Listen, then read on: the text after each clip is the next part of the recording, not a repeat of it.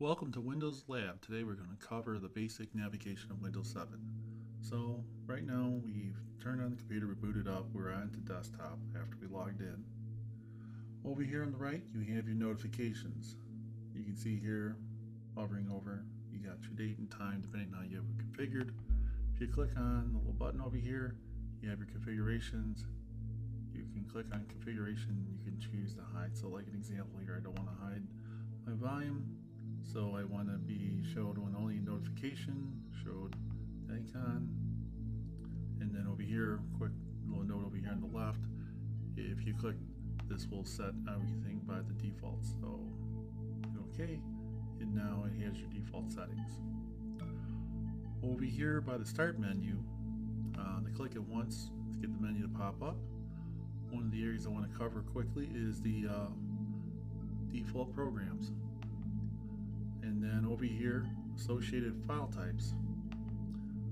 So this is like an example. Let's say you installed iTunes, and now iTunes is changed.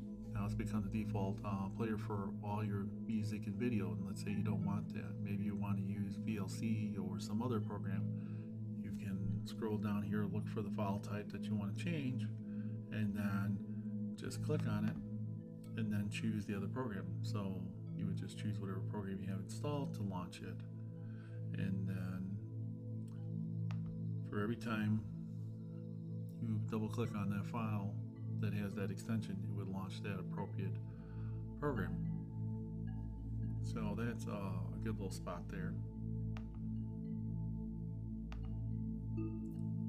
Also another spot in the start menu, another cool little tool is the Snippet tool. A lot of people don't know this one, but I use this one a lot. So let's say I want to capture something on the screen. All I do is launch this program, goes into this grayed out, you just highlight, and let's say I just want that area. Bam, now I have a picture of that. It could be a Word document, it could be anything. It just turns that little snippet into a JPEG. Cool little tool. And then you can highlight, going in here, use the highlighter, highlight if you wanted to, raise something. It's a mini version of Paint, but I find it is a very useful tool in IT. If I want to send a screenshot to somebody and say, hey, this is what I'm having or experiencing, this is a great little tool. And then you can just hit X. It'll ask you if you want to save it. If not, that's cool, just say no. And some other good useful tips is also your control panel. The control panel, this gives you access to pretty much a big part of your system here, where you can create users, deal with your user accounts, deal with your safety, firewalls, backing up your computer, connecting your network card, your wireless card, connectivity. You have hardware. This is where you would add like your printer, fax machines, things like that.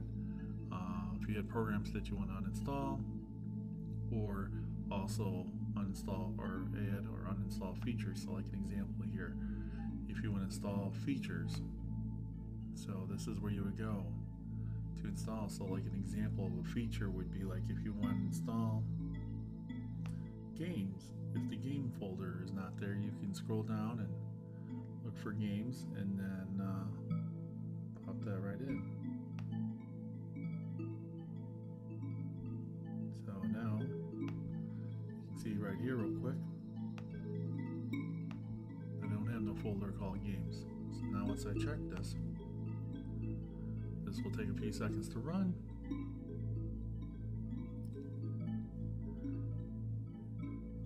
And then we go back in here to start, and you can see the game folder. So that's pretty cool.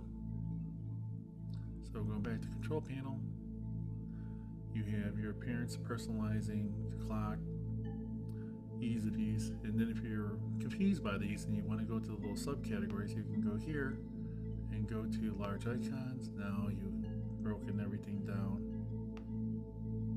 into individual things, so like from Windows updates to firewalls to recoveries, add and remove programs, your battery options if you're using a laptop. So that's a couple couple main highlights I wanted to show. Thanks for watching.